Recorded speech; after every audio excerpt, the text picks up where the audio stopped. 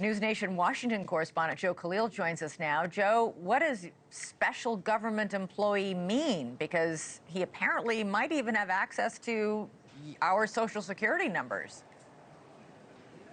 Yeah, and what is the extent of that authority, whatever that title is? That's a question, Elizabeth, a lot of people here on Capitol Hill are asking today, especially with respect to USAID. Imagine you woke up this morning and you work for USAID. You'd be forgiven if you thought your agency was gone, was diminished. Not only is their website offline, but all over the world, their contractors are not able to access money. And everyone there got an email today saying, do not show up to the office today. And all of that follows those tweets, those X posts that you were showing with Elon Musk. At one point, he sent another one that said, in very clear terms, USAID should die.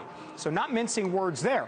But that's not actually the reality as we understand it today. Later in the day, Secretary of State Marco Rubio said USAID is not going anywhere, but rather it's now falling under his purview and his State Department. He's now going to be the ultimate authority.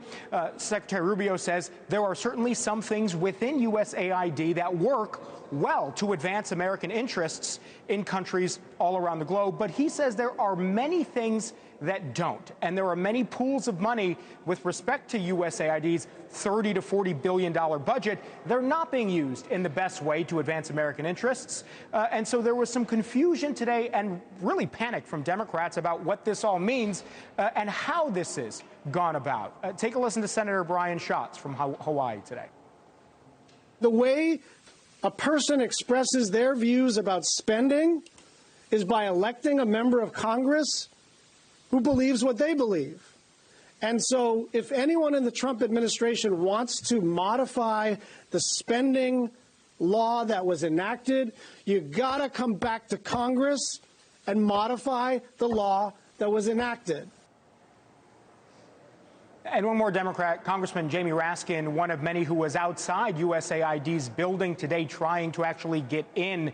And he raised the concerns we started off with at the beginning about what is Elon Musk's authority and what is the extent of it. Take a listen. Just like the president who is elected to something cannot impound the money of the people, we don't have a fourth branch of government called Elon Musk. And that's going to become real clear. But again, Elizabeth, it doesn't appear, at least for now, that it's going away. Secretary Rubio talking about reforms. That is the last that we've heard officially.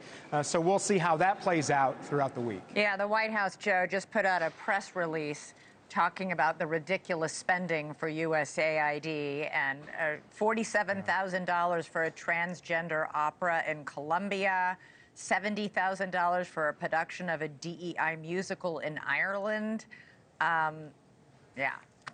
To be continued. There are a litany. Yeah. I'm guessing there are a litany of things there. I'm guessing Secretary of State Marco Rubio, if in fact those are expenses of USAID, which is a good example of American soft power around the world, I'm guessing Secretary Rubio will not be continuing to fund those musicals around the world. Joe Khalil, never boring on Capitol Hill these days. All right, coming up for us. Thanks so much for watching. Go to joinnn.com to find NewsNation on your television provider. And don't forget to click the red subscribe button below to get more of NewsNation's fact-driven, unbiased coverage.